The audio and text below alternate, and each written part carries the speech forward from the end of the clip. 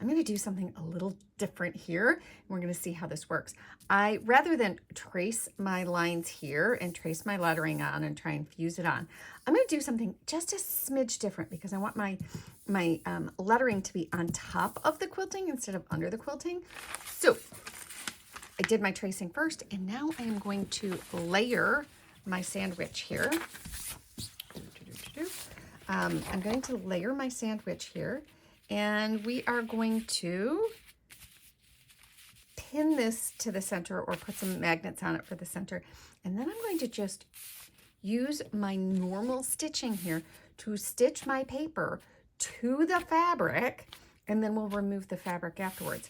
Now, to do this, I'm going to do a slightly smaller than a 2.5 stitch. I'm going to use a 2.0 stitch, and we'll see what happens. All right, here goes nothing. I'm going to make the first attempt here. I have honestly never done this before, so we're going to see what works.